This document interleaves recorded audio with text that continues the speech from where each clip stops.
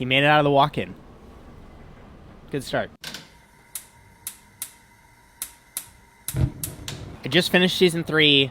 I definitely have thoughts. I'm excited to be here with you folks. Welcome back. My name is Justin Khanna, and we're going to get into breaking down all of the culinary elements of this award-winning TV show.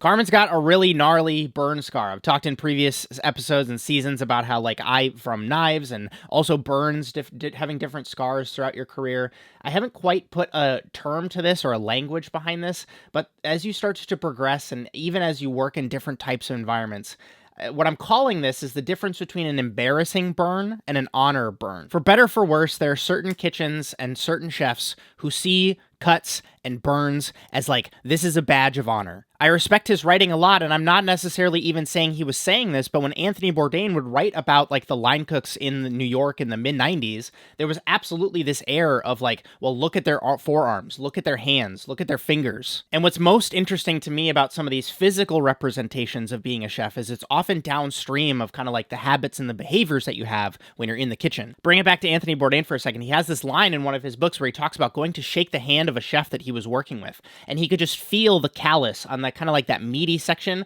right where your index finger meets your hand, and that is a callus that develops from the spine of your knife, from the wear and tear back and forth that's happening. But why does that happen? It's because your knife is not sharp enough to do the jobs that you're asking it to do. And so what you end up having to do is push your body weight into whatever the onion that you're cutting or the carrots that you're slicing. And so you can look at that as oh well, it's a reflection of how hard you've been working or whatever, or you can look at that as well, you're just working with dull tools. I don't know if this is showing up on camera well. I don't have a ton of scars on my forearms. And where this comes from me personally, is watching the chefs that I was mentored by and the ones that I liked to work for, when they would cut themselves and when they would burn themselves, right? It's not to say it never happens, but when it would happen, it would be met with this reaction of well, shit, that's embarrassing. And that is so different than just oh, we'll just keep moving. Oh, well, that's add it to the collection type of language. And that's why you'll see in a lot of the kitchens of the show, people having their chef whites rolled all the way down, right? Because in a lot of ways, that is a protector for your forearms. Using super sharp knives or using a wide range of knives or taking the time to come in before service and sharpen your knives, that is actually important because that makes it so that you don't have to have instances like this show up in your life. And so again, I'm not perfect. I have scars. It absolutely certainly happens. But I think there's a difference between making it a badge of honor and actually having it be something that's oh, well, that's reflective of my behavior or my habits.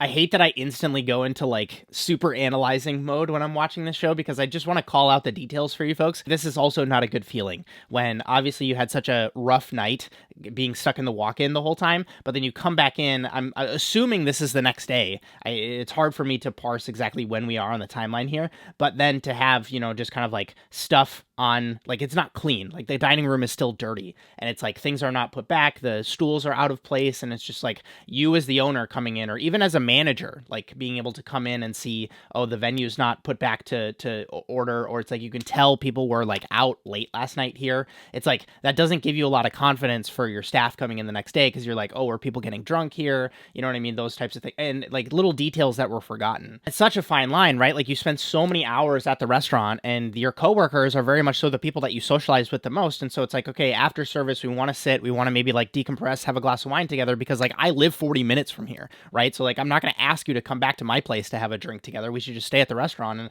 and finish this bottle of wine or whatever. And again, you have to balance that with the fact that this is a shared kind of space. There's business that happens here and this is not somebody's home. And so after that, you have to do the kind of work to clean up after yourself. I don't know. People talk about parasocial relationships that happen between folks myself and yourself online on the internet. But then there's also this funny relationship you have with a restaurant. And I think that Carmen, this episode specifically talks about a lot of relationships that Carmen has with different restaurants that he's worked at.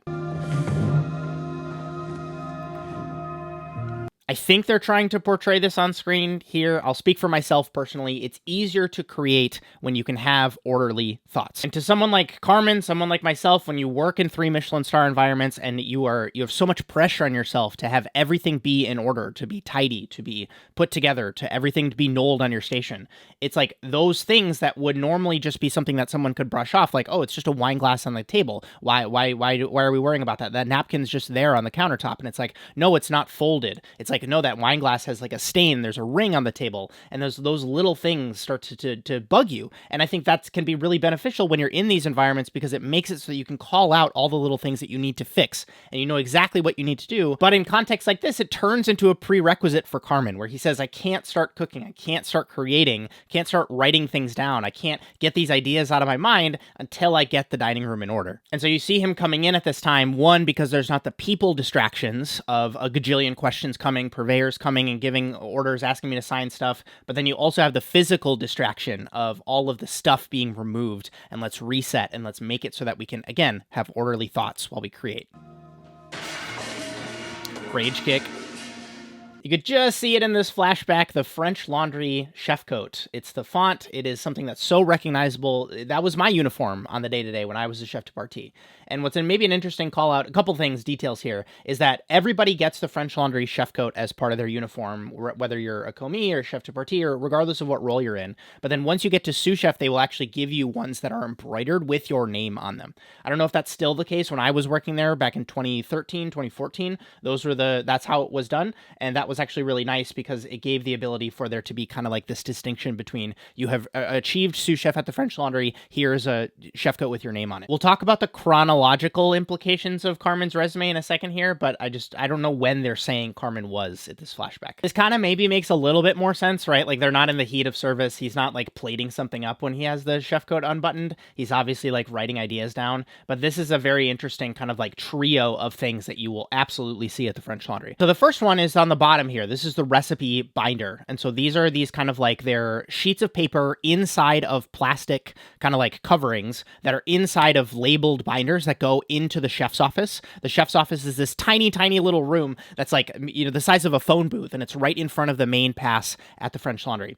And these are all stacked on a bookshelf, and they're organized in a specific way. And so what'll happen is you get to the end of a menu meeting at the end of a service. That'll typically happen at like 12:30. It's like 1 a.m. when this scene is happening.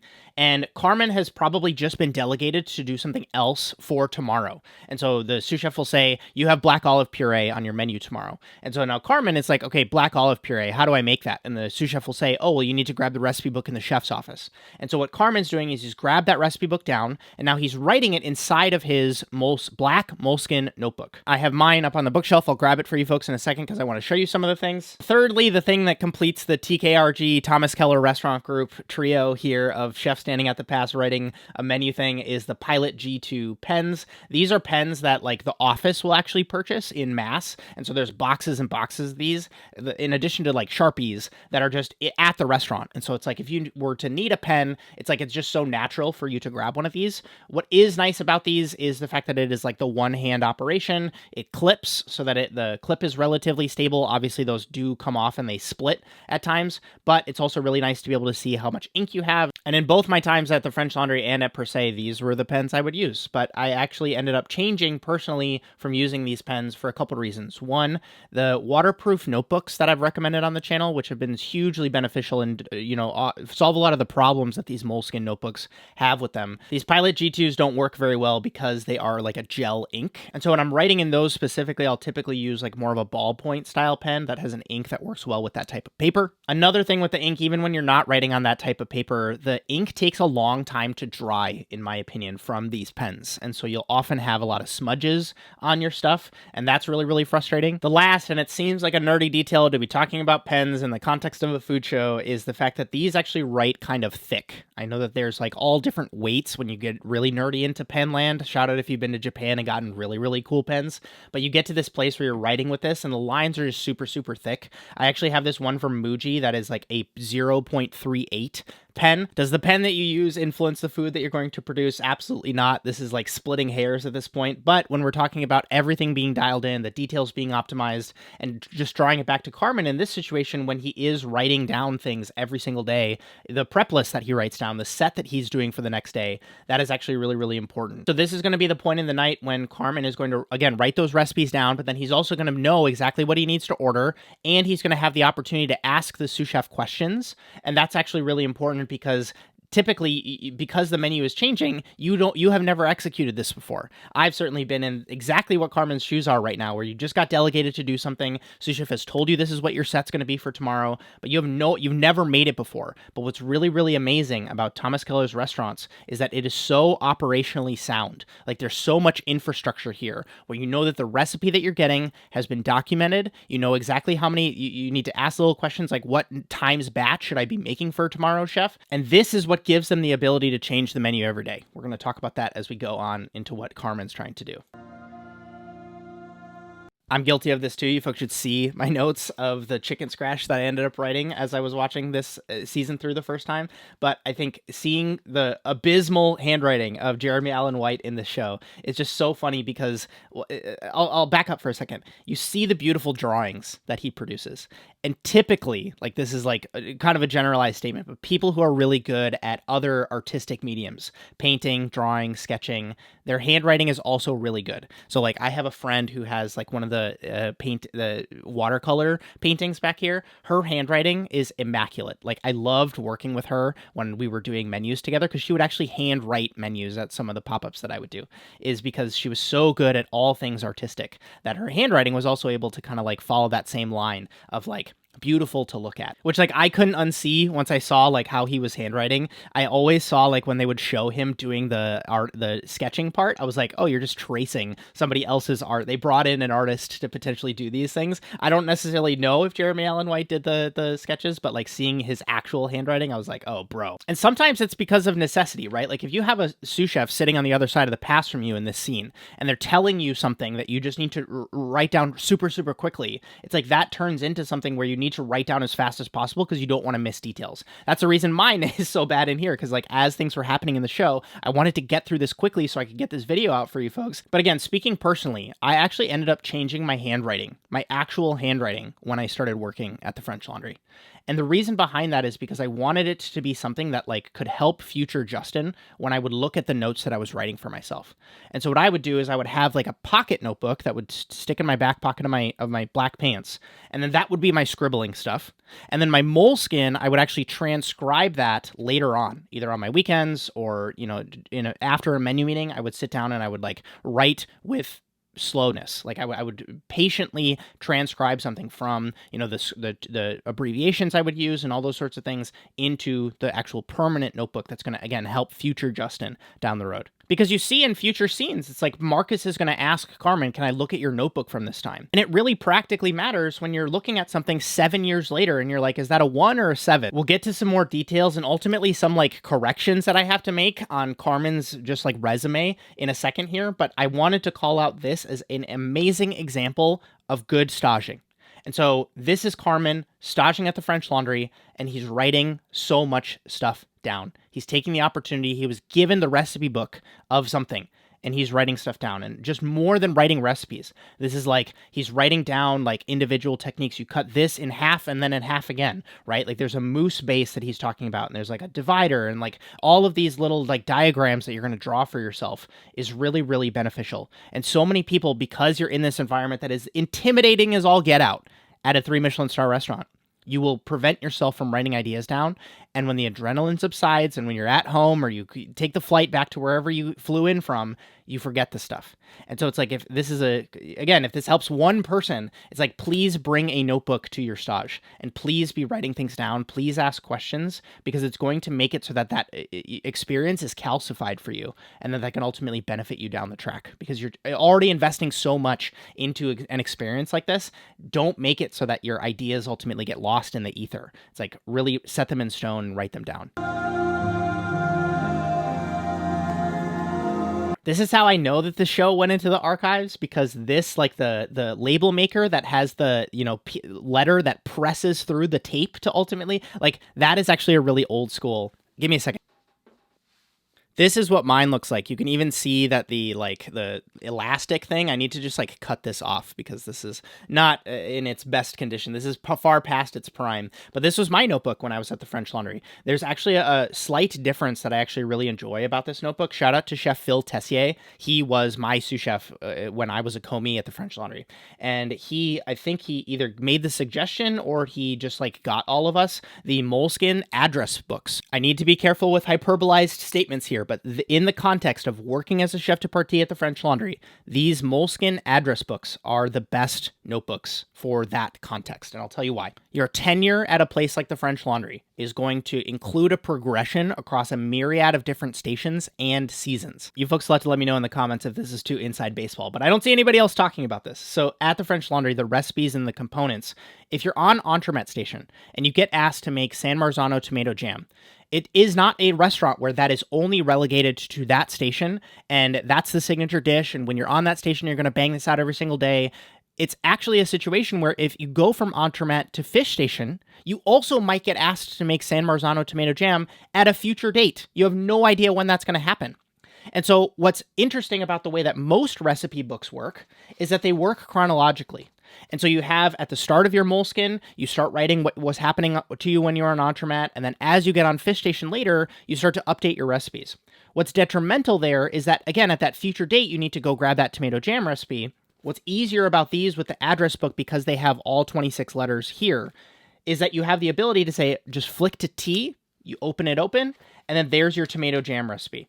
I'm looking to T, yep, tomato marmalade, it's right here. That's how you know I've been out of Thomas Keller restaurants for a long time. I called it tomato jam instead of tomato marm. How could I forget tomato marm? And so what's cool about these is that this obviously just starts to compound over time as you start to get more and more experience and you start to get delegated more and more recipes and you start to move stations. That ultimately gives you the ability to have this get built out in a really, really cool way. I ultimately took this and I moved it also to the next restaurant that I worked at. And so I worked out of the same notebook. And so I can certainly tell like the differences between like this is a French Laundry recipe versus this is from somewhere else. But yeah, when you're in an environment where, pardon the pun, every second counts, it's important to be able to take a second and just be able to like flip to the H section and be able to say, oh, cool, horseradish creme fraiche, that recipe's right here. I want to actually I didn't have to think about when I got the horseradish creme fraiche recipe. I just have the ability to just go by alphabet. And then that makes it so much more organized, saves you time, it makes it so that even when you're delegating a recipe to somebody else, because there are recipes that exist at the French Laundry that haven't made their way into the chef's notebook yet. And so that turns into a situation where somebody else is going to come to your station and say, hey, Justin, can I have that fava bean pesto recipe? And then that gives you the ability to say, okay, cool. Let me just flick to that. I open the page. Here you go. Use that. Give me it back when you're done, please. Printing out the French Laundry and putting it on your label, maybe not the most accurate, but this as a concept in and of itself, absolutely accurate. Got Chef Will and Chef Carmen picking rosemary flowers at Ever. So this is change in uniform. So you're seeing different context here. Happy that we're seeing them working together. This really matters when we talk about concepts like total station domination. So we see Will and Carmen working next to each other. We've heard Will's whole thing about like Carmen was always faster than me. And it's for things like what we're seeing play out in this scene. So you see Will and he has the rosemary bush and he needs to pick these flowers. And he's like, I'm using one hand because one hand is completely dedicated to just holding this rosemary bush and rotating it around and trying to find where the flowers are. And then my other hand is holding the tweezers and I'm picking it off one by one. And then the distance that tweezer has to travel from where it picks the flower off the rosemary bush to the deli container that's on his cutting board, he's losing time every single time that he's making that motion. Let's just quickly contrast that with the strategy that we see on Carmen's setup. First, the French Laundry call out. And so what you'll see at the French Laundry oftentimes is the use of these like cafeteria trays in the context of prep. Also the parchment paper. You'll often see this with like peeling potatoes. You'll often see a layer of parchment on the cutting board so that you can peel just directly onto the parchment, and then you can either take that parchment and just take all of that food waste and just shoot it into the compost container that you're using, or at the end of that project, you can crumple the parchment up and then it just goes in the bin. You won't often see parchment and tray used in conjunction with one another because they are both kind of like protectors of the cutting board. It's a layer between where your cutting board is and the task that you're doing. But in this context, I actually think it makes sense because the trays, especially the ones at the French Laundry, this one looks like it might be black, but due to the color correcting, the trays actually at the French Laundry, when I was there, were brown. They were like a dark brown color. And when you're working with these dark green leaves, the brown branches, and even some of these dead flowers that are brown, the color contrast that Carmen's able to achieve on this station, being able to actually see the contrast between the dark colors of what he's working with and the bright white underneath it, he can seemingly find the flowers easier because of the strategy of keeping the white parchment on the tray. So just at baseline, Carmen is able to go faster because he's able to see what he's working with better than Will can. Secondly, I've called this out in plating videos I've made before. You can check that out. I'm going to link it in the description where I talk about how to plate faster. Carmen is using both hands in this situation. Yes, Will is, like being able to rotate the rosemary bush around and he's able to look at it, but Carmen is just able to go faster because his left hand is doing that picking, it's doing the rotating, it's doing the finagling with the rosemary bush, and then his right hand is taking that tweezer, pick the flower, and look at where the deli container is.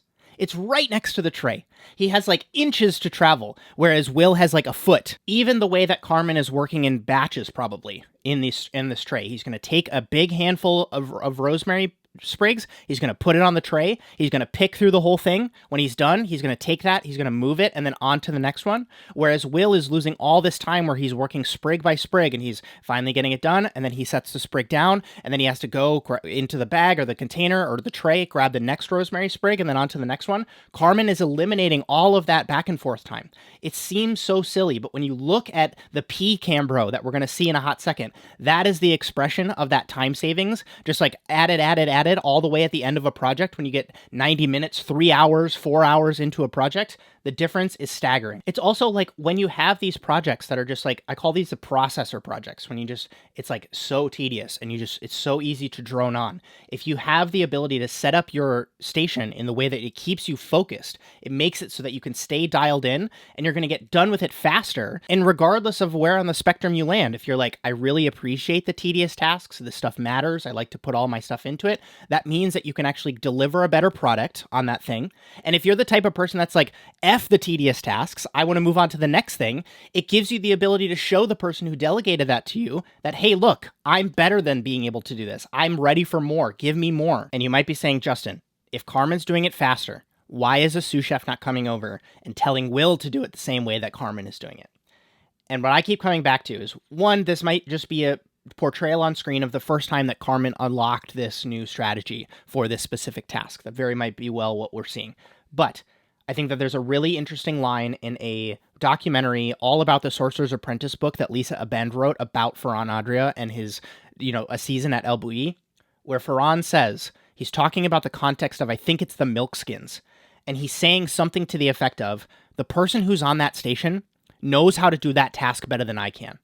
I'm the head chef, and that person working that station, because that's their day-to-day, they're so close to the task, I trust them to figure out the best way to do this task. And this scene, even as mundane as it might sound with rosemary flowers, this is that. We also don't know what these characters' personalities were back then. Carmen might be in the position of, fuck you, Will. I'm going to be faster than you, and I'm going to just put you to shame and leave you in the dust, and I don't care. Like, I'm not going to tell you what it is that I'm doing differently than you.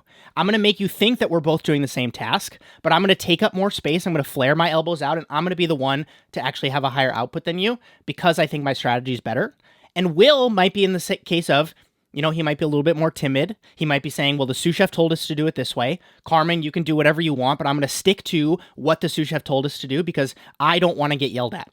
Or he might be in the case of, I'm not willing and humble enough to admit that Carmen's doing it faster, and I'm not going to copy him because that's going to be seen as me basically giving the credence and the tip of the hat to Carmen's setup. I'm also personally projecting here. I've been both in my career. I've been the person who's like total nerd out, I have the best station type of mindset. And I've also been I'm the rule follower, just listen to the sous chef, just kind of like, who cares if you're a little bit slower, but this is the way that it's done. That's what I saw in this scene. You folks can correct me down low in the comments, but like, I love this episode. This episode is so good.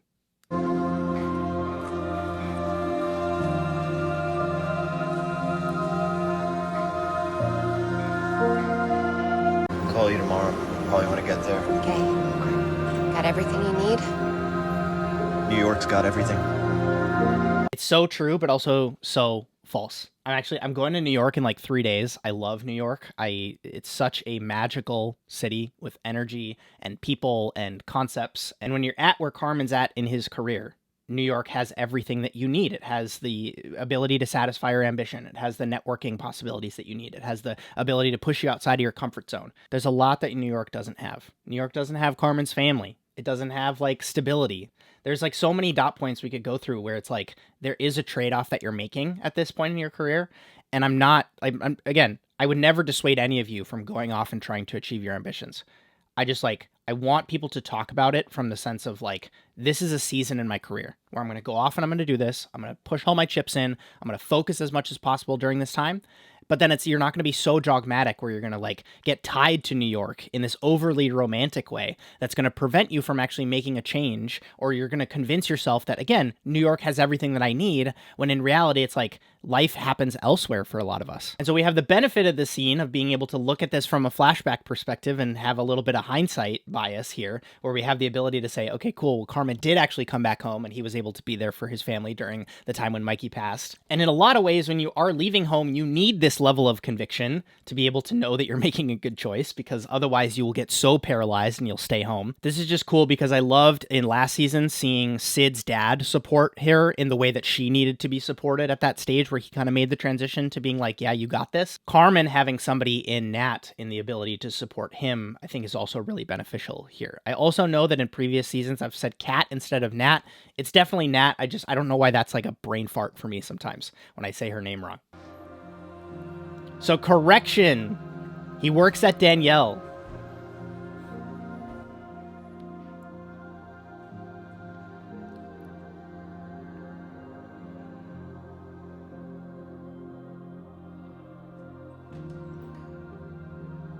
The walk-in sequence is great. Danielle has a legendary just like room in New York, like the way that you walk in and it's like the bar in the beginning. You can actually like go and eat at the bar. I don't know if a lot of people know that. I think I've mentioned that in other videos where like you think of this restaurant as like this is a 2 or 3 Michelin star restaurant. For those that don't know, Danielle used to have 3 Michelin stars, went down to 2 Michelin stars, but you have the ability to go and enjoy these places without balling out on the full tasting menu with the wine pairing experience. That's going to be, $600, $800, $1,000 a person. You have the ability to just go sit at the bar and either order a la carte, or they have sometimes like a pared down tasting menu that you can enjoy. And that's that first area that Carmen walks through in this room. But then, yes, you do get kind of like it's this grand reveal as you go into the main dining room if you do make a reservation for that type of experience. I just want to spitball this with you folks here for a second. So the restaurant that Carmen actually ran, quote unquote, that retained the 3 Michelin stars, I think that is the fictional restaurant where the actor Joel McHale is the chef owner kind of thing.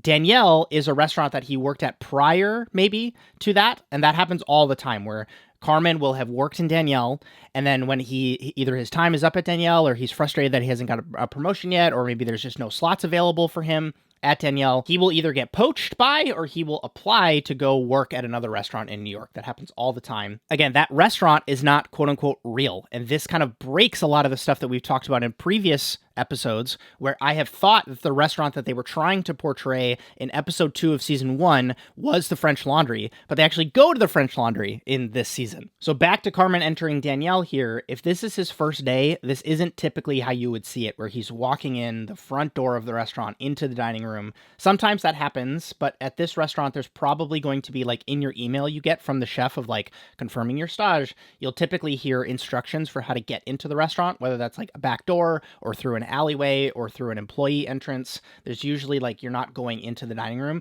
because there's maybe pre-work that's happening. The SOM team might be doing a tasting. There might be side work that's happening. Yeah, this is a new restaurant into the fold. Carmen has worked at Danielle. Almost all of us have a restaurant where we wore a toque at some point in time. Legendary kitchen. This is real. This is actually at Danielle. This is what Danielle looks like. Actually, Chef Danielle Boulud?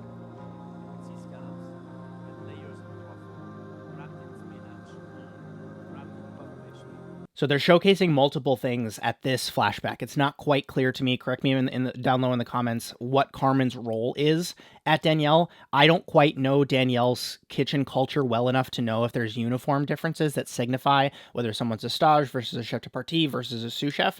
But I think even him walking into the kitchen, that's a cool sequence to go through, but you would typically be saying like behind, or like we talk about as they show in the later episodes with Thomas Keller's kitchens, like saying hello as you walk walk into the kitchen. That's like just such a real thing of like, a lot of kitchens don't have that where you'll just walk in and you'll just get to work. But that was one quick call out. Secondly, this also idea of, is Carmen staging and Chef Daniel Boulud is just like being able to show him one-on-one exactly this example of this puff pastry truffle thing that he's showing him. Is that as realistic? Maybe, maybe not. I'm reflecting back on Marcus going to stage with Chef Will in Copenhagen where they're working one-on-one very closely. I kind of called that out in that episode. If Carmen's a sous chef and he's talking to his executive chef and they're talking about this new puff pastry dish that they're doing, maybe it makes sense here. But Carmen being so observant and there's no other sous chefs around, quote unquote, what this is making me err more on the side of is Carmen is a stage and he's actually having this amazing opportunity to like have Danielle Boulud work with him one-on-one. I want to call this out in this context because I know that there's industry people watching. I know that I talk about stages. I know that I talk about getting industry experience. I want to say this in the context of I don't want you to get too far over your skis with expectations. Is this something that happens? Yes. The executive chef or the owner will come in and demo something for you. I'm going to talk about that in episode, I think it's 10, when Thomas Keller comes and does a little bit of talking with Jeremy Allen White as Carmi in that scene. But if you're thinking that like, I'm going to go stage at this restaurant and the head chef is going to like be with me at my cutting board and teach me all of these individual things, I've gotten expectations like that and I've gotten burnt because it's like you set your level of what success looks like for this experience so high. And it's actually unrealistic because Daniel Boulud has so many other gajillion things to do than showing you to the demo of something. A sous chef who you don't know their name is going to probably show you exactly what it is. Their skill level is at par or if not better than Chef Daniel Boulud at one of those things because that is their day to day. And I don't like when people think that getting lessons from somebody who's not the big name, who doesn't have the blue check, who doesn't have the gajillion followers of the cookbook or the, TV show is actually lesser. These moments are like cool memories to be able to say, I had 3 minutes where Daniel Boulud taught me this thing. There's a really interesting like matrix we can make here where in startups where you're thinking about investing in companies, they talk about this idea of you have to be contrarian and you have to be right. So you have to go against the grain. You have to find something that's undiscovered that the mainstream hasn't quite figured out yet. And it has to work. And so it's not enough to like, and you can go in any of the 4 quadrants. With chefs, I think it's really interesting that you have to find somebody who is high caliber. So it's like they're really going for it and they have high standards and they run great programs and they have picked the right location, like all of that stuff. So they have to actually be good. And you also have to find that person early in order to get the mentorship that I think so many of us want in our careers. I'm going to do a whole blog post about this. It might also be a separate video. I'll link it below in the description if I end up making this. But with somebody like Daniel Boulud, he is a chef of immaculate like caliber and standards and technical ability and business savvy and all that stuff. But if you were to go work for him now, you're too late, right? Like he has so many other things to do. Same thing with Thomas Keller. Like people ask me like when you worked at the French Laundry, were you working under Thomas Keller? It's like he has so many other obligations. And it's like I'm working under other chefs that are running the day-to-day now. But if you can do the job in your career of finding somebody who's super talented and you work for them early, it's like you have the ability to kind of like be under this person's wing and look over their shoulder and see their failings. And like, that was the benefit of me going and working for Chef Christopher Hautuft in Norway when I did, because that was his first restaurant. It was like just months after his first restaurant had opened. And I got to work with this guy who's like incredibly talented and I got to do it early. And so you can play out all the other squares of that matrix if you want, but it's just a really fascinating insight into where Carmen's at as he's learning. Peeling onto parchment.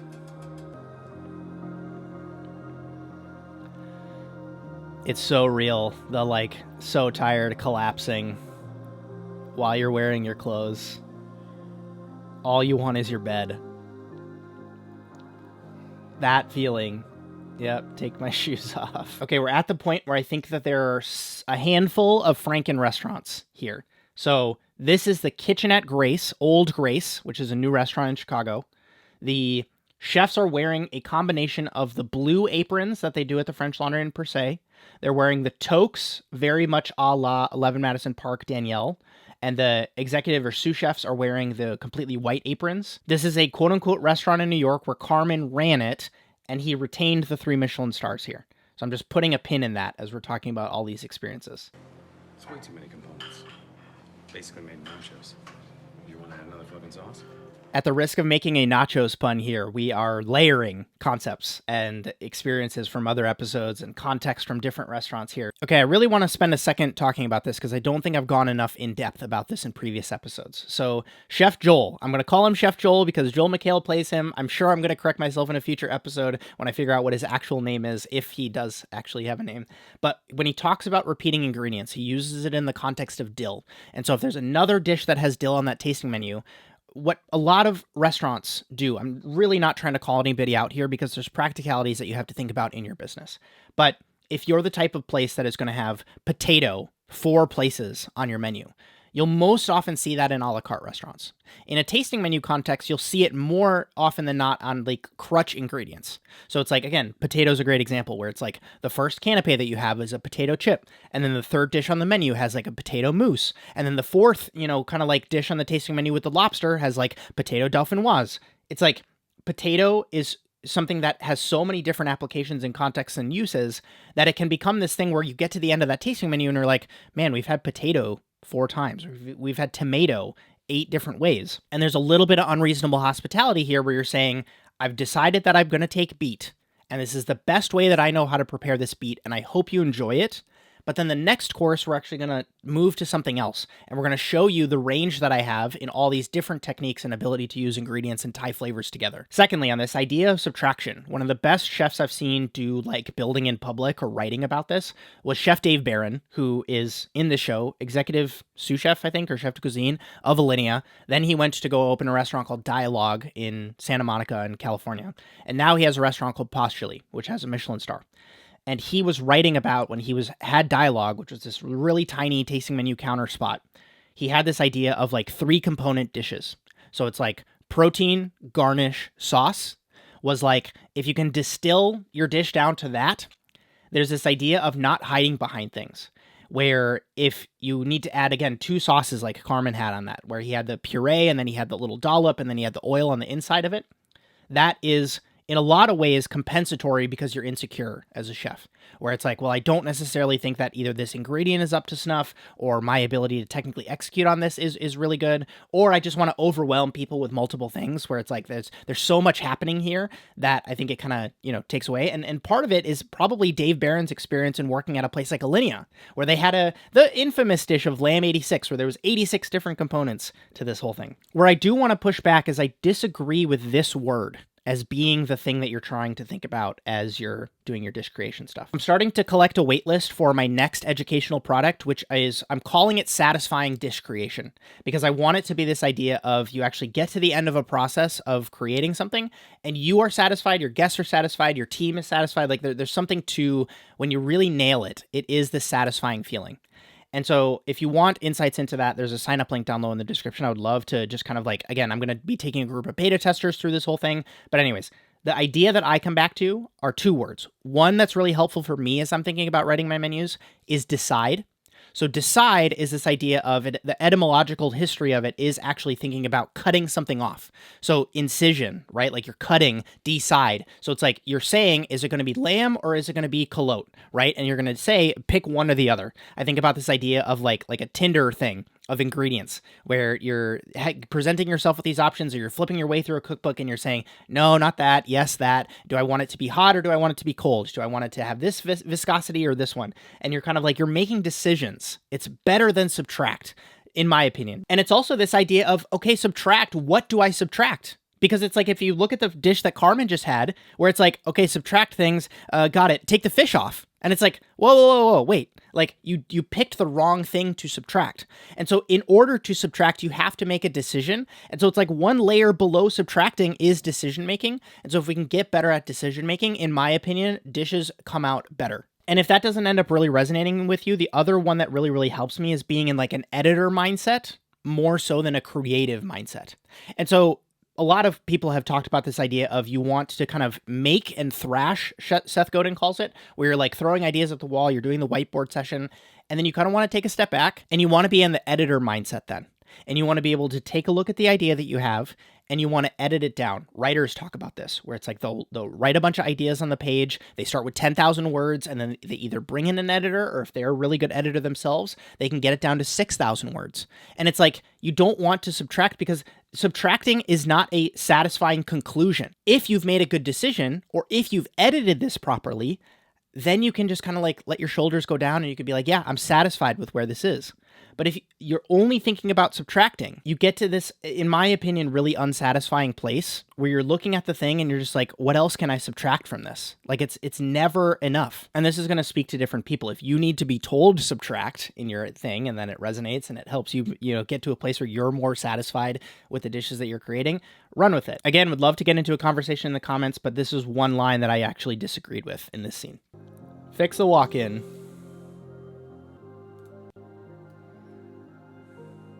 All right, we are, 8 minutes into episode 1 of season 3, and we get to have a tape conversation, so you folks can flame me in the comments for already getting into this like this. And we're not actually going to talk about cutting, because I am actually a fan of this move of lining 3 strips up. You write all your labels, and you just do cuts, and that gives you super consistent, you know what I mean? The tape is cut, and you can spend one time writing, and then cut, and then you have the labels ready to go. I actually even talk about using things like Lexan lids or Cambros, where you have the ability to then have you can just walk around with the thing. You can go into the walk-in and you can just slap your labels on. It's a really good move. I want to talk about the timing and the using multiple labels in this context.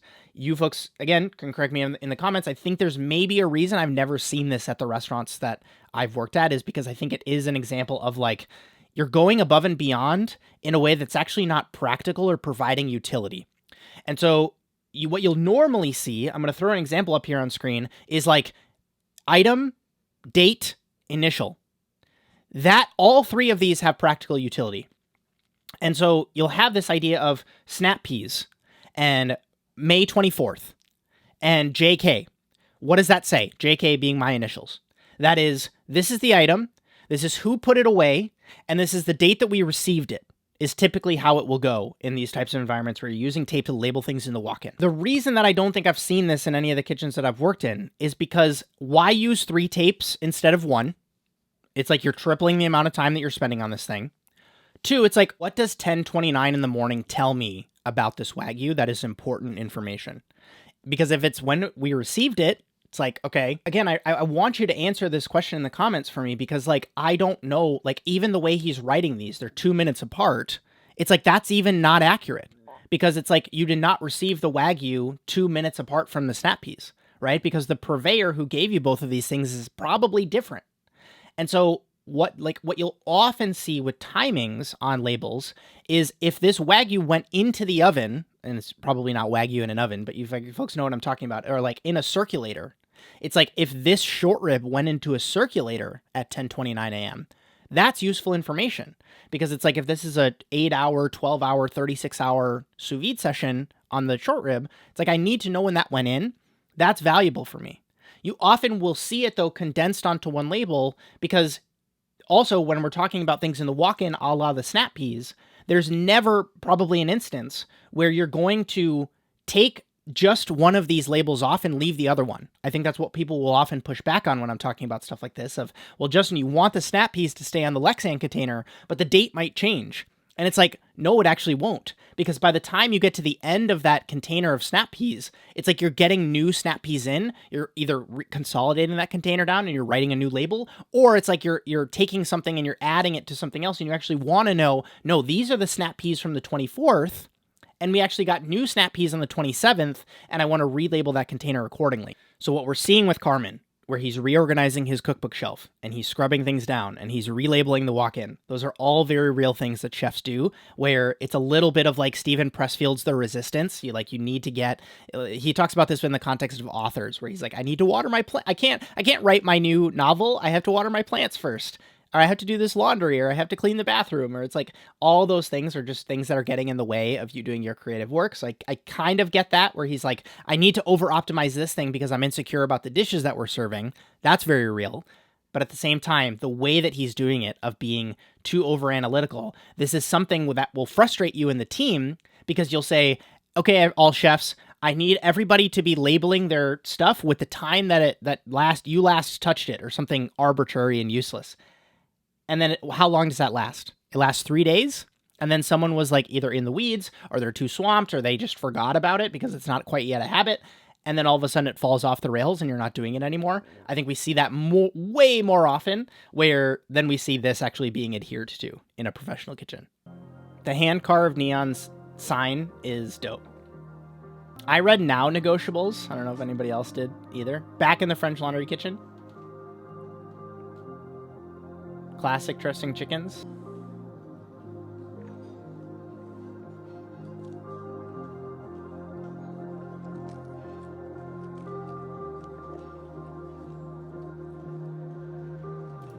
Again, I hate Hulu does this shadow box thing when I'm trying to call things out for you folks, but like you can see Carmen's peas here. You can't even see Chef Will's peas here. I mean, where do we start with this scene? So first, like shucking peas is inherently like a tedious task. There's other ones too, like, you know, shelling shellfish or shucking corn.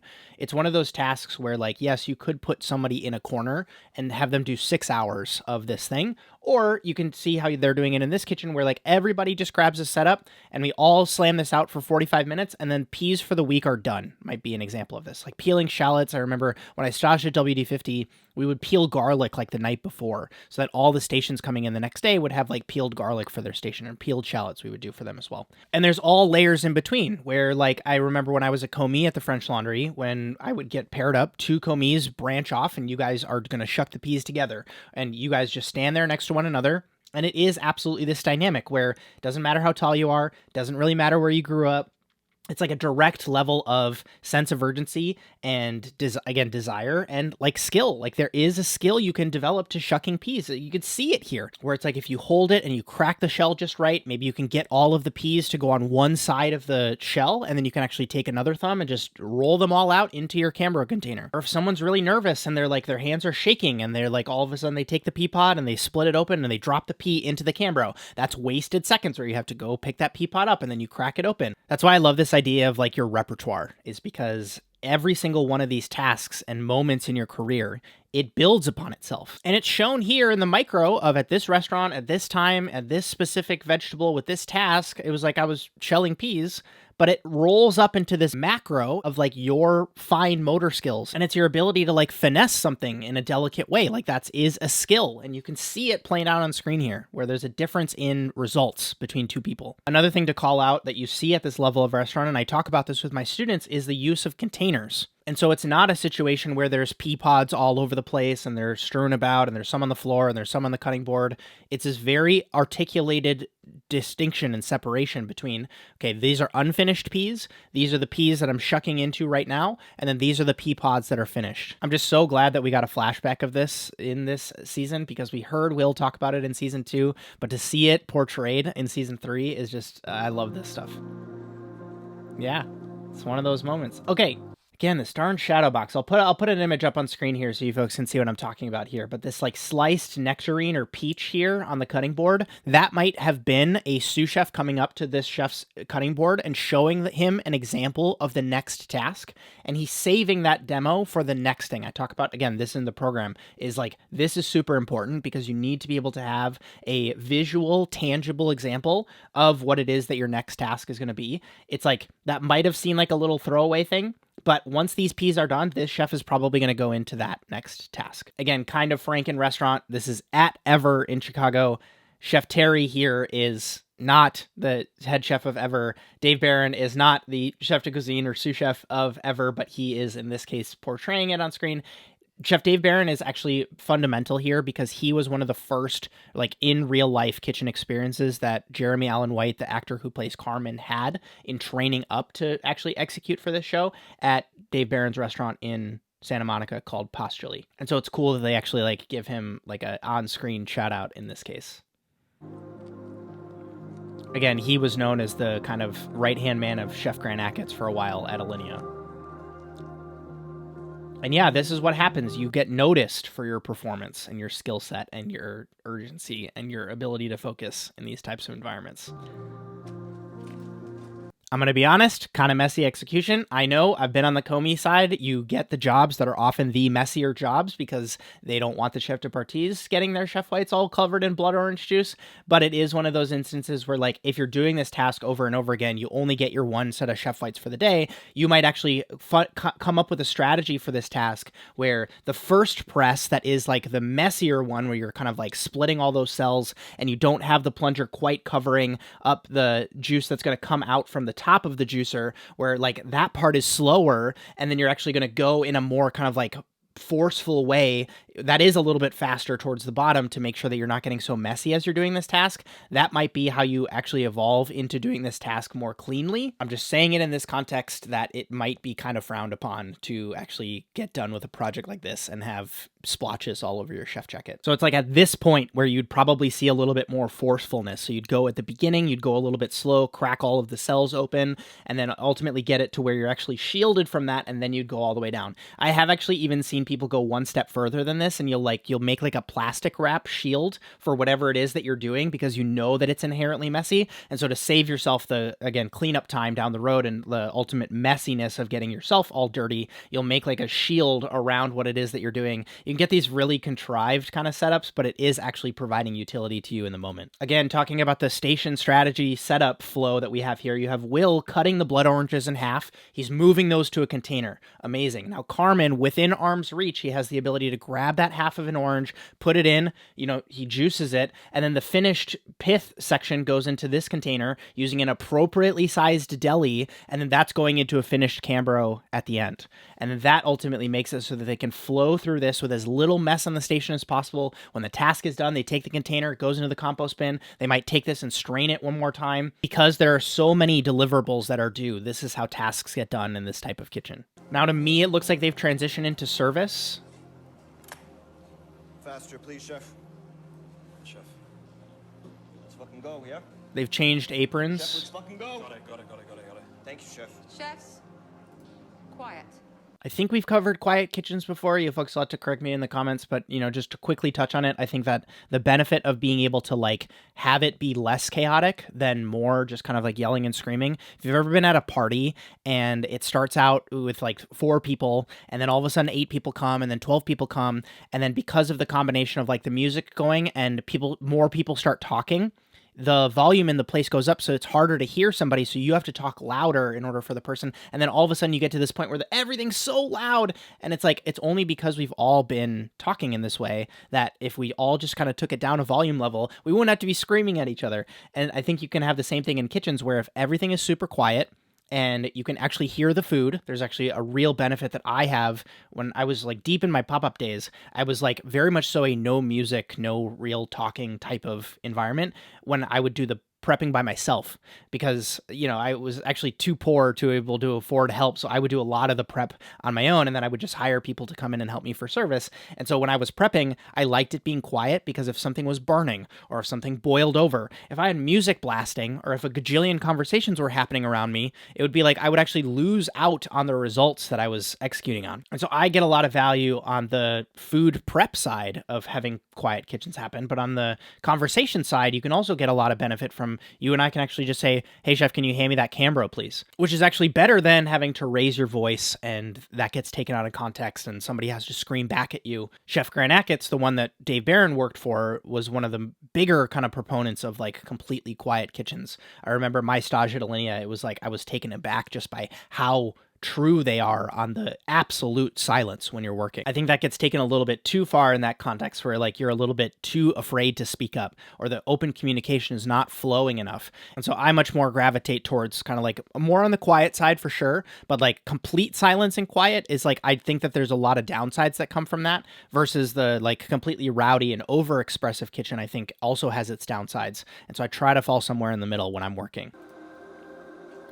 All right, using a wooden skewer to go in between the cracks and crevices of your appliances to get them as clean as possible. Does this actually happen? The short answer is yes, and I lived this. This was like when I was an extranet per se, and we had like 2 hours before service, and I had gotten all of the tasks done for the chef de parties, or they, quite honestly, if I'm really reflecting back, they didn't trust me enough to do the task that was probably left, and so I got handed a package of skewers, and I was given the example of go around to all the sinks and use this towel and go around and you wipe with a towel afterwards and go by the Vitamixes or also like RoboCoops, cracks and crevices of those where the puree gets splattered or, whatever happens to get stuck and gunked up in any of those little sections. The other one that I really loved to clean on my station was the like on commercial fridges. There's like this black kind of like thing. Go next time you go into work, like if you're working in a professional kitchen, go and check that it's kind of like this accordion black stuff that is like goes around the door of the fridge.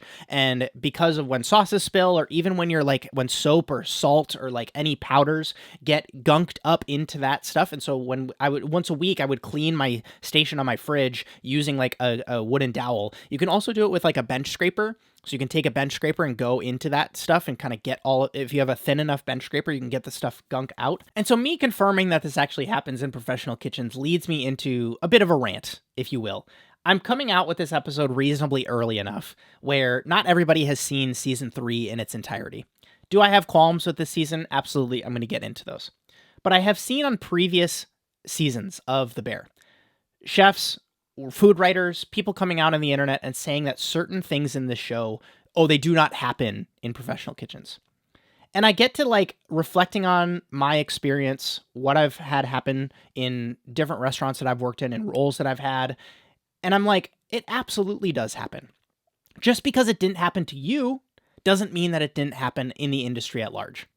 And that's kind of the frustration that I have with people dispelling some of the things that happen in these contexts, because for a lot of, like, for all the flack that you can give for the way this was created for TV or whatever, they are working with some of the best in the business on the consulting side to make sure that the accurate portrayals of what's happening on screen here is actually true to life.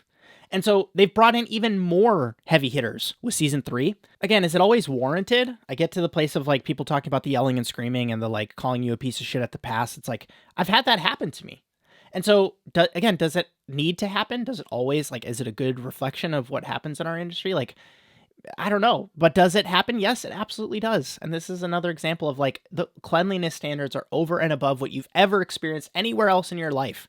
And it's like, that's why these experiences make an impact on you as a professional. It's because you work in an environment where the standards are higher than anything else you could have even conceived of. It's like, I don't even know you could take a wooden dowel and clean the gunk out from where your stove meets the side of the panel. And we see the negative ramifications. Carmen can't look at a spilled pile of flour and he can't look away. We're in Scandinavia now. The legend. Chef Carmen's at Noma.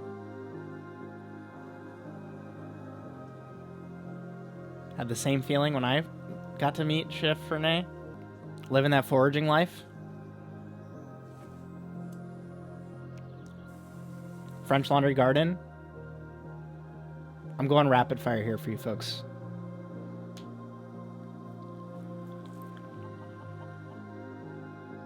I love these food scenes. TK, 2006, at the actual French Laundry Garden. This is real. It's right across the street from the restaurant, so the restaurant's right there in the background. Quick call out, carving the beef on a seafold towel. We've talked about these paper towels in previous episodes, but if you're working a roast station or a protein station, it's like if you're working with multiple pieces at a time, you ideally have a place where you're resting your proteins on your station. And sometimes because of as you're working, you're getting juices that just kind of pool on that tray. You're changing it out during service, obviously, but you get to a place where like when you want to actually give the beef up to the pass onto the plate, you don't want dribbling juices all over the place. You want all of the juice to be kind of contained in that perfectly cooked piece of protein. And so this little step, it's like you're getting to a place where you're just dabbing any little bit of that juice off. And so when you hand that up to the sous chef who's plating this dish, it's like they have the ability for juice to not go all over the place. And it's just a little small detail that happens at this level of restaurant. Nice cook. This is very similar to the wooden skewer thing. It's like, are you getting on your hands and knees with a scrubby and going in between the grout on the tiles every single day? No, in most kitchens, you are getting with a scrubby and it's like soapy water and you're scrubbing and you're squeegeeing, that type of thing, or you're mopping. But it's one of those things where if you spill grease or something, or somebody drops a pot of oil on the ground, it's like sometimes this is the best way to make sure that all of the little spots of oil are cleaned up. You'll sometimes see people like pour kosher salt in the ground to kind of like pool up some of that grease or oil. But yeah, this absolutely happens as needed, or maybe you'll do this like as before the restaurant's closing. We're actually going to go down into all of the little grout lines and get all of the little, bits and bobs out. But it is not one of those things where every single day you're going down on the ground and scrubbing. But in an instance like this, where like you want things cleaner, you want things to feel fresh, this might be something that you do just to make sure that you're getting all of that cleaning done. And you even see like where he's starting. It's like maybe he dropped something. The container idea, the container's philosophy goes beyond just ingredients. So you'll see this with like, call it like a tool tray.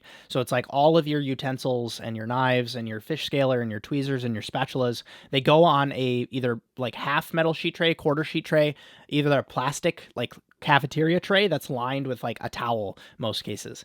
And this makes it so that like you don't have tools strewn about. And so you'll sometimes have like half speed racks in restaurants where all of the tools go here and everybody just has their tools out. And what's beneficial with this is that you don't have to pack them up inside of your zippered knife bag.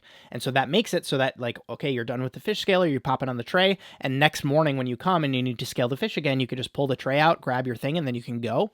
And that makes it also so that as you're putting tools away that might be a little bit wet, that they can air dry. That's also another benefit. And it makes it so that if you want to have something that requires like multiple things, so let's say you're butchering salmon and you need your slicer and your honing rod and your pin boning tweezers and your fish scaler, you can just take your whole tray onto that station, you work out of it, and then you could take that and then you could pack it away. And so what this typically is a reflection of is your most frequently accessed tools. And then you might have a backlog of other tools that are in your knife bag that you maybe only use once a week. But most restaurants at this level will use, I don't know, tool tray. I don't know if we're calling it that, but it's like your tray of utensils and tools that you're working off of for the day. All right, the next element of your station construction is going to be your Bain Marie. And so this is this crock that's here. That is this kind of like round tubular thing that is going to go on your station. And if your tool tray was like your, yes, frequently accessed tools, but they're like maybe your unitaskers or your things that you use for one project throughout your day, your Bain Marie has the tools that are like, I need these all the time. Spoons, the whisks that are in there, the tweezers, the tongs. I'm going to be using these for multiple things throughout my day. I need these to always be accessible to me. We can actually back up a little bit and talk about like Bain Marie history. And so the word actually comes from this idea of like, you can put a sauce inside of a container like this, and you can put it inside of a hotel pan with a little bit of water in it and have it under the back burner of your stove on low. And so it hot holds the sauce for you where you could keep a ladle inside of this. And so if like you're going to be picking up like a short rib ravioli or something like that, and you need to put a little bit of jus in it, you can actually take that and then the hot sauce goes onto it. Or it's like if you even want to sauce a plate before it goes out, you can actually have the Bain Marie hot holding your sauce for you. What chefs figured out is like this is actually a great holder for all of these frequently accessed tools. And so this will typically have like a small amount of water in at the bottom so that it keeps it so that as you put like puree stained stuff into this, it's like the water makes it so that it doesn't get all crusty on there. But we kind of have co-opted this into having this be something that lives on your station that's not heated. And people have gone a step further than this by actually having inbuilt kind of like they have running water into them and they're inbuilt into the countertop. And so then you can have Bain Maries that are like they have slots in them. So they're perforated little things. Sometimes they're made out of metal. The most stereotypical one you'll see in Thomas Keller kitchens is this kind of like, and you have multiple sizes too. You can go all the way up. So it's like a 2-liter Bain, and then you can go all the way down to like these little micro ones where you can have like little tiny spoons on your station. I have a whole collection of like Bain Maries that I keep. And so you'll often hear about it being talked about as your Bain. Like, can I steal that spoon out of your Bain, please? Or like you'll give somebody back and like, yeah, you can take these, but please put them back in my Bain. Again, super small, convoluted, like shout out here, but I do love the fact that when the bear portrays things on screen, the most you'll see on somebody's person is like their tweezers. And that's typically how I like to work as well. I don't like the idea of like having a spoon in a pocket on my chef coat type of thing, or the same thing with like an offset spatula or even a cake tester on my person. I'm more often than not apt to keep it either in a tray on my station, on a specific like piece of other equipment, whether it's like a magnet or a holster or something like that, or in a Bain Marie. Part of that is like beaten into me by the chefs that I've, worked for. And part of it is also seeing other people that either I've hired or I've worked with where like they either like get lint on their tools because it's like on their t-shirt or it's kind of touching their apron, or it's following them outside of the kitchen. And then they come back in and it's like, I know that this is not a sanitary piece of equipment anymore. And so it's like, we can, again, not saying that a Bain Marie is perfectly sanitary either, but I think it's like the way that they have portrayed how chefs outfit themselves and work on their stations, I would say is more in line with how I personally like to work than other examples that I've seen throughout my career. Did you catch that in this scene? Because those of us who have been Brunoise cutters in our careers caught this from a mile away. And so this is an example of a technique that somebody figured out, and I'm so glad I got this taught to me, is it's this idea of you have this plank of an ingredient that you need to get consistent tiny cubes from. And so what somebody figured out was, instead of cutting a bunch of batons and then having to wrangle all of those and kind of, again, line them up in a perfect way and then cut all of them, you could actually take a flat piece of, this is carrot in this example, and you could hold it and you could use the tip of your knife. I'm going to put a visual up on screen here so that you can see what I'm talking about. And you can cut the strips while keeping the end of that intact. And so what you're effectively making is like this comb almost of whatever it is that you're making.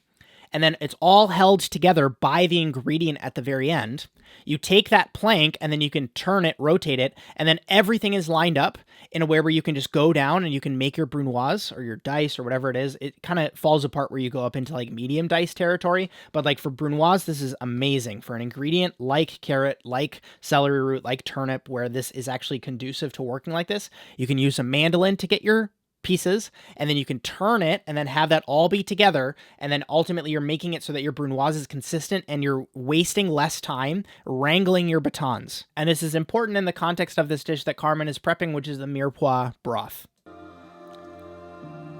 I don't even know if this technique has a name. You folks can correct me in the comments if it does, but you kind of are giving this piece of protein bones where there are none. And so if you have this piece of fish that might have skin on it, it might be a scallop, it might be a langoustine, you're putting multiple skewers through it so it's easier to handle when it's going on to usually an open fire setup. The reason that is because when you have skewers in like this, it's not going to sit inside of a pan very well. And so if you have the kind of Conroe Binchotan grill setup that they have at this restaurant, you see it in the background of some of the scenes, you have the ability to put this up and you can use the sides of the Conroe to kind of have the skewers sit there, and then that really, really hot charcoal can just like cook the fish and render the fat of whatever it is that you're making or whatever it happens to be. And then when it's done, you don't have a situation where it's like sticking to, if you're setting it on the grates, you have the ability to just take this by the skewers and pick it up, slide the piece of protein off of the skewers, and then it's ready to serve. It makes it really, really easy to handle proteins like this. But you have to consider the time it takes to ultimately input the skewers into this.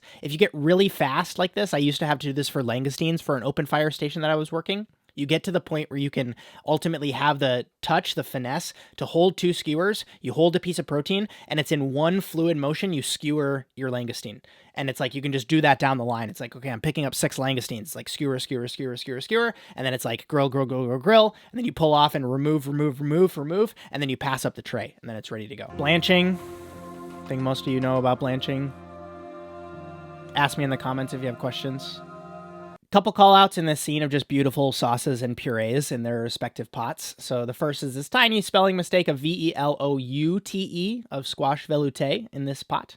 The use of velouté in this context has kind of like been co-opted by Thomas Keller in this way. And, he might not have been the first person to kind of like twist to this a little bit, but he has, like, the person where I learned it from is this idea of like velouté, like mother sauce, classic French mother sauce in French cuisine. But it's this idea of like a stock, light stock that has been thickened with something a la a roux.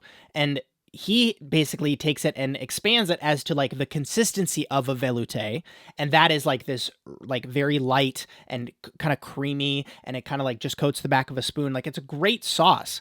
But he's taken it of like, you can take something like squash, butternut squash, and make a velouté of it, and he serves it as like a soup. And so you'll have like one of the first courses you'll have on a French Laundry or per se tasting menu is like a velouté of something, and this is an example of that. So you can just tell by the way that this is like pooling and the way it's sticking to the side of the pot here that this would be great served as a soup, and that's typically what it is. The other call out with the labels, I've worked in kitchens that have varying degrees of like how the expectations here. One kitchens that I've worked in is like every single pot that has a handle that's on this stove has to be labeled, and that's beneficial from like a sous chef going up and not having to have the unnecessary communication of like, what is this? But it's also beneficial if you're working in an environment where like I would have stations where I would set up different pots that had like allergy specific sauces, and so if I had a sauce that was like no onion or something like that, I would label that on the handle of the pot, so that would help me in the context of that. And the other one is like when you're working in a saucier station that has multiple like brown sauces that all look the same, it can just from a like, if a sous chef is going to grab a pot and sauce something and put it back on your station, if you have the kind of like mental structure of knowing this sauce goes here, this sauce goes here, someone comes on your station and rampages through it, you want to have the ability to not have to taste things individually and say, oh yeah, that's the sauce with tarragon in it, or that's the bordelaise sauce or something like that. There's a video on Instagram. I'll link it in the description if I end up finding it, but it was a conversation with Dave Barron asking about the actors and Will Poulter and Jeremy Allen White. And he said effectively that Will Poulter is like a tenacious, super fucking hardworking, guy when it comes to like the kitchen scenes that they had to do and his involvement. It's not like Jeremy Allen White was like not involved, but he just like, he had very good things to say about Will Poulter and his dedication to the role as Chef Luca. I think I've already messed that up in multiple times in this video, calling Luca Will. Like it's hard to keep the real names from the actor, the character names in this show. But yeah, it was just cool to see like how involved they get some of these real heavy hitters in the industry instead of, like no-name culinary consultants. And listen, I'm not saying those people don't have value or anything like that. I just think that like the reasons that this show gets so applauded for being realistic is for things like this scene, being able to see people side by side. As much as I talk about Franken restaurants and call outs to this and like slight references to that, and this wasn't quite right, I think that they do so much right in this show. And so I in the context of all my criticisms, quote unquote, like I do want to just give a tip of the hat there.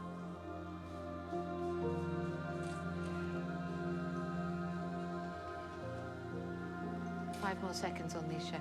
Chef. You good? Yes, chef. You got this? Yes, chef. You sure? Yes, chef. Do you need me to finish it for you? No, chef. 5 more seconds on these, always, Chef. Thank you, chef.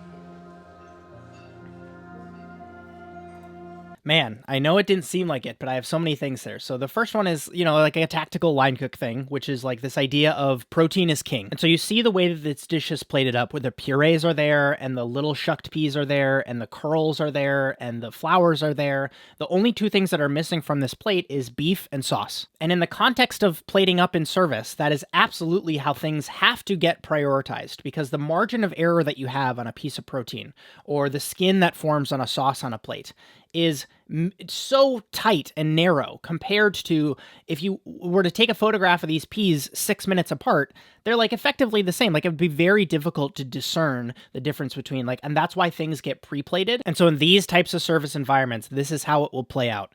Everything worships at the feet of the protein. And that's like the sauce and the protein maybe. And so the garnishes, the accoutrements, the flowers, all of that gets plated, and then it's like we're waiting on the beef. And so the person with the higher level of skill level and responsibility is the roast station or the sous chef is going to end up carving. And what's important with that is like making sure the cook is right, making sure like, okay, the cook was right, but like if it's been resting for too long and we need to flash it, like how Carmen's doing up in the salamander, even in the flow of a tasting menu, if you compare it to like a score of music, it's like this is the crescendo crescendo moment, because everything else, all of the flavors and dishes on the savory side that have come before this, we have placed those there because they don't have as much richness, umami, heaviness, all of those sorts of things compared to this beef course. And so it's like, this has to nail, this has to hit. This is one of the most expensive pieces of protein. This is the thing people look forward to the most when it comes to like satiating, you know, like you're going to go into dessert after this. This is the last kind of impression we can make from the savory side of the kitchen. And so a person with a more developed skill set and level of responsibility in the kitchen will typically be the one handling the proteins, a la Carmen. And so that is the temperature on this piece of protein right? Or do we have to flash it a little bit so that it's hot when the person cuts into it and eats it because it's been resting for 7 minutes or something like that? Is the sauce seasoned? Is the cut on this properly? Are these portioned evenly? I've talked about that in previous episodes. Roast stations are so fun to cook, but there's like so much responsibility on your shoulders. Another detail, and I might put a pin in this because, spoiler alert, we're going to cover this in later episodes of this season when Carmen actually confronts, his name is Chef David, I'm pretty sure. Joel McHale's character is named Chef David. Even if it's not Chef David, maybe we'll just call it Chef David because there's like a couple bear websites that I looked at that called him Chef David. The association and the memories and the way that Carmen thinks about his experience with Chef Terry versus Chef David are completely different. Even though from the outside looking in, I think Chef Terry was hard on Carmen. She faster chef.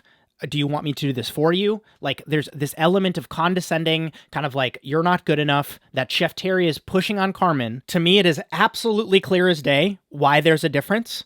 I want to talk about it in the episode where Carmen actually confronts Chef David, because I think the context to that episode is really, really important, and the conversation that those two have. And so this is also a really important point to leave your thoughts in the comments.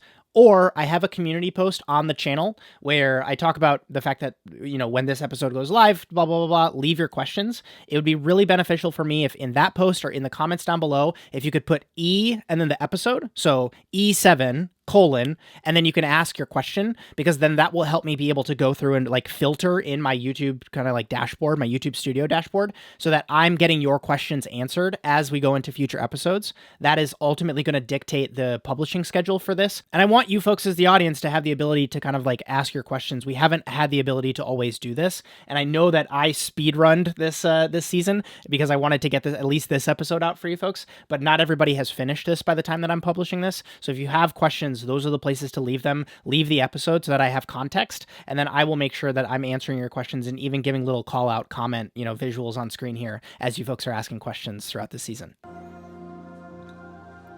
It seems like such a small detail, and I feel like I'm nitpicking as I'm pausing at these moments, but it's like, this is what you do. This is how you behave in these types of kitchens. It's like, if you're giving a pot to the executive chef, it's like you rotate the handle towards them and you make sure that it's easy for them to grab. And listen, I've seen all criticisms of this out there on the internet, right? People saying, oh, well, we worship these chefs a little bit too hard and we treat them like gods and all of this sorts of stuff. But it's like, Chef Terry is running this business and is on quality control and has like more on her shoulders from a like reputation perspective, that like, if you can make even the smallest thing easier on her for the service. There's this great quote that I've had to learn to love it. Like, I've had to, again, walk both paths to appreciate this quote. And it is, you're not a control freak. You just want it done right the first time. I kind of talked about this back in season 2 of this idea of everybody wanting their standards to regress. It's like this pull of people wanting your standards to lower. And the way that I test this for myself is I point to anything that's done in an environment like this.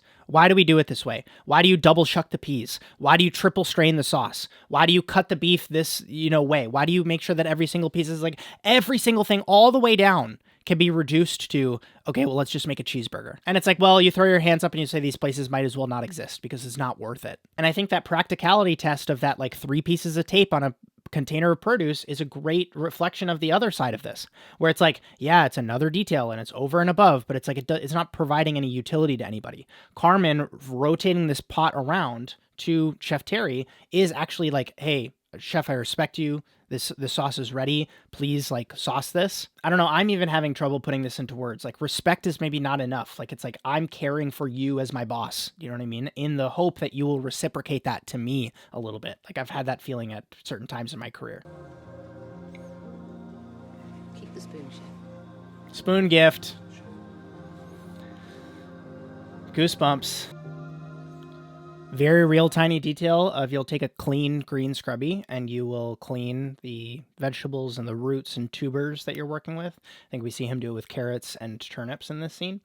And that's because when you peel something, you're actually taking a substantial amount off of the vegetable when it's like these little tiny pieces. It also looks manipulated. It doesn't look like a carrot, like it looks like a peeled carrot, as opposed to if you scrub this, you're able to get the gnarly little like rocks and pieces of dirt out of whatever it is. And then you'll sometimes come by again with like a bird's beak or a paring knife where the root meets the stem, and you can get a lot of that other dirt out that the scrubby previously couldn't. And that allows you to have the ability to serve these like more organically, like as they were, instead of looking like this manipulated peeled carrot.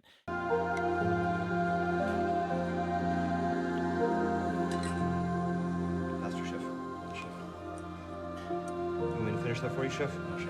You sure? Yeah, Chef. It's such a crazy moment when that happens to you in your career, where you were berated or disciplined or scolded for something, and the roles change. So you become the manager all of a sudden, and one of your line cooks ultimately ends up doing the same shitty behavior that you did, and you have to make a choice where the snap judgment or the snap decision that your mind has already made is say the thing that you were told to you. And it's this almost like pass the hot rock to the next person type of thing, because it's been burning me for so long that it will give me some sense of relief to kind of like pass this on to the next person. And I don't know if that's exactly how it happens when we talk about like generational trauma type of stuff, but I think that it's a very real, I felt, I'm speaking for myself. I mean, just to give some personal examples, like the first time that I was standing at the pass expediting and I was plating, I was sous chef, and a line cook passed up something to me that I knew was not right. Like I had either told them or I knew they knew that what they passed up to me was not right. And instantly I went into the mode of say what was told to you the first time you did that. And or like another example is like the first time that somebody was not set up for service on time and I was managing that person.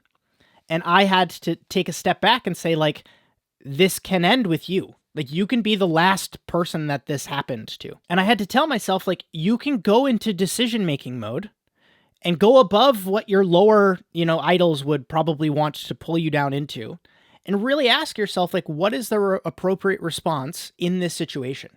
You have this person who is here for X many hours, you know their personality, and this objective fact happened. They were supposed to be set up at 5 and they were not. Instead of how can I make myself feel better, or how can I make this person feel worse about the situation, or make it so that I can ultimately like misery loves company, like more people who know this pain, how can I make sure that I'm being kind in this situation?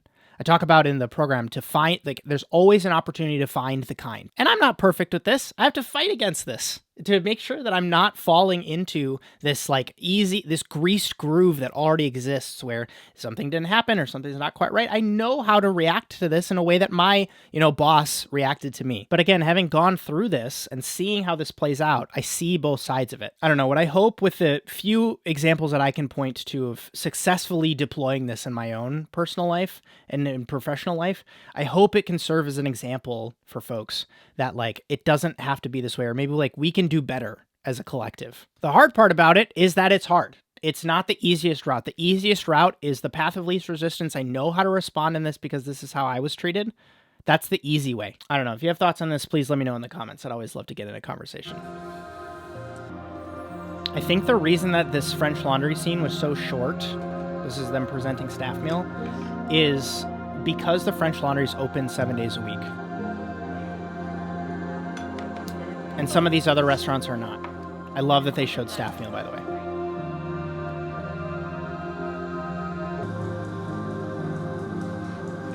I like felt my blood pressure spike when I saw his plate wipe the sauce, because for better or for worse, that is like, I'm looking at the consistency of this sauce. And when you have something like that on a plate like this, it is almost like an irredeemable, like you can't come back from that no matter how like tight you wipe it. It is one of those situations where you're almost better off getting it close and then adding a little bit of extra sauce right where that was, so the pool becomes more even.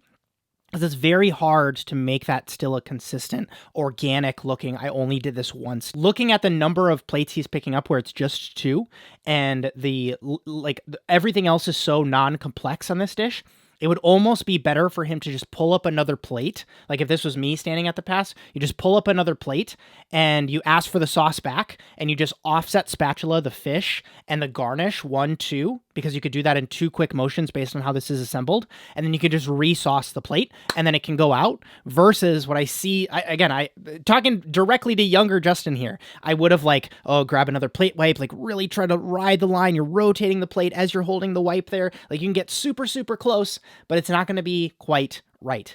And so for me, I'm just scrap it, grab another plate, just replate the stuff.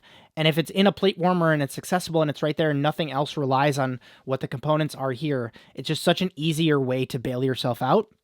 And then you can keep the service going. And the reason I mention this in this context is because when you have a bad day in a restaurant like this, it's not this that brings you down. It's this combined with you miss the next pickup, combined with you forget the allergy on the next thing, combined with blah, blah, blah, blah, blah, blah, blah down the line. And so it's any time that you can come up with these decision-making frameworks that bail you out as quickly as possible and bring yourself back to baseline, it gives you the ability to continue to perform versus getting bogged down and even more stressed. And then the chef's breathing down your neck Chef David does here. It's that's why I talk about some of these tips and tactics in these videos, because if you can stack the solutions and make it so that you yourself can find opportunities out of it's I've never wrestled before, but I hear wrestlers talking about when you get pinned somewhere, if you can find one little move to get yourself up and out, then it's you have the ability to stay in the match kind of thing. I'm probably making a horrible reference in that situation, but that's how I think about it in these situations where you're pinned, you're pinned down by this thing. And it's you can start to struggle. If you struggle a lot, it makes it harder for yourself in the long run. And yeah, it doesn't help to get berated at the same time. Are you shaking? Are you nervous? But yeah, see, look at him. It's not quite right. I'm thinking about that. Yes, chef. It's way longer for that to process. You know that's going to be my dish then? Yes, chef. So this actually happened, or at least there's a story about it happening. And so it is involving Grant Achatz as a sous chef at the French Laundry. And so the story went that Grant Achatz came up with a dish. It was a kind of esoteric flavor profile, if I'm not mistaken. And Thomas Keller was you can put this dish on the menu. He may or may not have made changes to it along the way, similar to we're going to swap this for this, or we need to make this change or whatever. And he told Grant, he said, this can go on the menu, but you do understand that this is going to be my dish then at that point. Not in a this way, this is I'm going to claim your work and call it as my own type of thing. But Thomas Keller was telling that to Grant in the context of it's my restaurant. It's not Grant Achatz's restaurant, not in a mean way. People come here because they know that I'm the chef of this concept and I'm going to be here when you're gone, right? Grant Achatz left the French Laundry and went off to build his own, restaurant concepts. But Thomas Keller is still going to be there. And so it was that idea of, it's not I'm stealing your dish, but you've created this in the context of these 4 walls, in this under this brand. The name that was printed at the top of the menu was the French Laundry. And so when I was doing Dish of the Day episodes and I was making dishes for the tasting menu of a chef that I worked for, it was the same idea. This is a dish that I'm creating. Yes, maybe you're having me invest time and resources into coming up with this idea, but I would do it in the context of how does this fit into my chef's concept? And so you can look at this as negative, negative, negative, but I think that there's actually some really beneficial constraints that you can have in the dish creation process when you're working for a chef that at least hopefully has a clear point of view. And you get to the end of something like this, and again, this is me putting my optimistic hat on.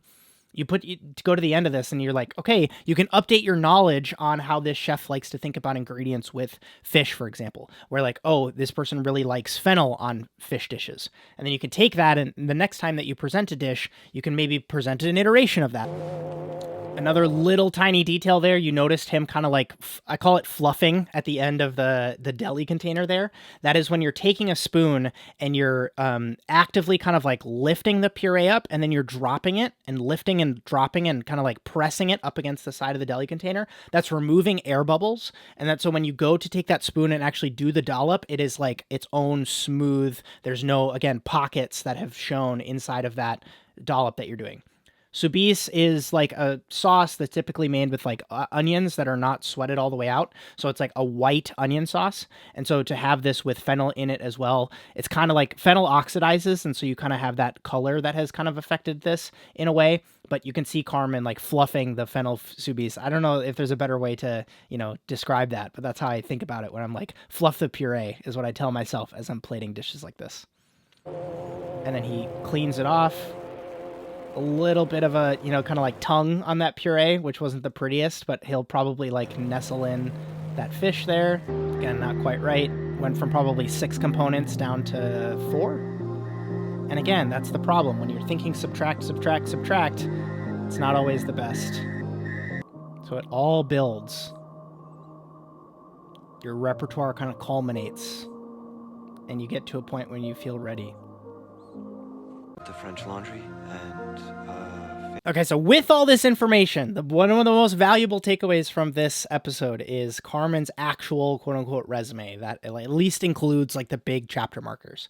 And so previously, what I kind of thought of as Carmen's, background kind of be thrown out the window in replacement for what I believe that I am able to kind of see more clearly now. And so I'm trying to read between the lines. You folks can correct me if I'm wrong in the comments as always, but I think what I'm seeing, and I'll kind of put it up on screen so you can see it here chronologically. So to me, family-owned restaurant equals the beef that is, hung out there, and that makes sense. Staged at the French Laundry, that is, again, not all that far off. I talked with a guest on my podcast, one of my closest friends in culinary school, Ki Chung. Before he got to culinary school, he staged at the French Laundry. So this idea of like, what do you mean you're a no-name person and you end up getting a stage at the French Laundry? It absolutely has happened before. So that kind of like set the foundation. Then it sounds like he applied to work at Ever, and he was in some sort of commis, making his way to chef de partie and eventually sous chef level role at that restaurant. You saw him on the other side of the pass, ultimately plating. And so that I think makes a lot of sense. Then he goes and has this conversation with Chef Terry. She suggests he goes to Copenhagen.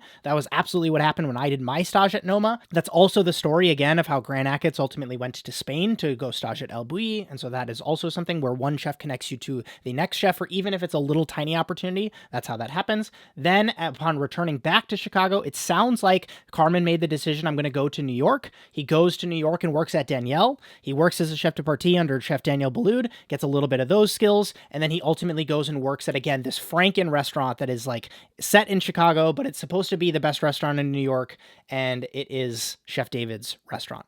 And so that looks to be like Carmen's experience up until the moment when Mikey unfortunately passes, and then he unfortunately needs to come back to Chicago to start this concept. So now at least we have that as like, that's how I'm seeing Carmen's background. Again, correct me if I'm wrong in the comments if you're seeing it differently. I saw this and I kind of thought to myself, is this the day that he burnt his hand? I watched this 3rd season kind of fast, so I might have missed the story or the moment when he actually burnt his hand, but from watching this again, I can't quite remember if we've ended up seeing it, and so I'm looking at the way that he's showing it on his hand, the way that it's like calcified in his brain, and now we're seeing him with a glove on his right hand where there normally wouldn't be one in this type of situation. And we've seen other scenes where he's burnt himself, but like this might be the day that he burnt his hand that bad, or like he's coming off of, that day. And so he's fluffing up the puree. so fennel allergy, so blood orange. Yes, chef. Thank you. There's enough meme pages and accounts that talk about like funny guest tickets and dietary restrictions. I have people in my family who have serious dietary restrictions, so I'm not here to do any of that.